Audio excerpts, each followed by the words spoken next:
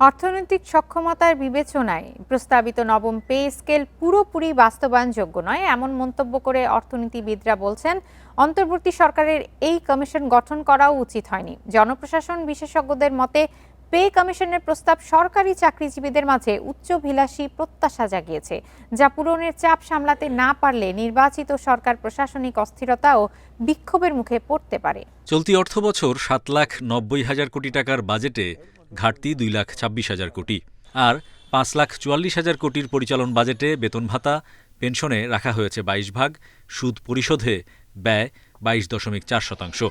ক্রমবর্ধমান পরিচালন খরচের চাপে শিক্ষা, স্বাস্থ্য, সামাজিক নিরাপত্তা, যোগাযোগ অবকাঠামোর মতো গুরুত্বপূর্ণ খাতে চাহিদা মতো বরাদ্দ করা যাচ্ছে না।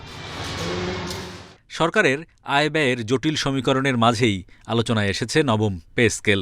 অন্তর্বর্তী সরকারের গঠিত পে কমিশন প্রজাতন্ত্রের চাকরিজীবীদের জন্য 142 ভাগ পর্যন্ত বেতন বাড়ানোর সুপারিশ করেছে, যেখানে প্রতিবেশী দেশগুলোতে 15 থেকে 30% বেতন বৃদ্ধি দেখা যায়।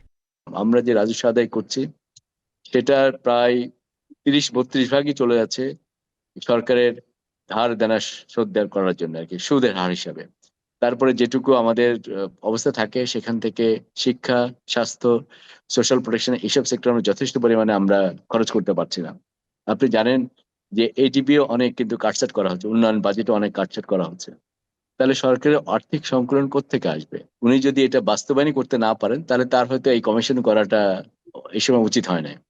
2015 সাল থেকে 10 বছরে দেশে পুঞ্জীভূত মূল্যস্ফীতি হয়েছে 92%। এ সময় সরকারি চাকরিজীবীর মূল বেতন বছরে 5% হারে স্বয়ংক্রিয়ভাবে বেড়েছে। তারপরও নবম পে স্কেলের প্রস্তাব বাস্তবায়নে বছরে খরচ বাড়বে 1 লাখ কোটি টাকার বেশি। পরবর্তী সরকারের উপর মারাত্মক একটা চাপ পড়বে। এই চাপটা এন্টায়ার জনপ্রশাসনকে একটা বিশৃঙ্খলার সৃষ্টি হবে। আর আপনার দেখেন এই পে স্কেলে সুবিধা কাদের? আপনার কর্মচারীরা আর্থিক সুবিধা পাবে, আর জনগণ পাবে কি? করের বোঝা।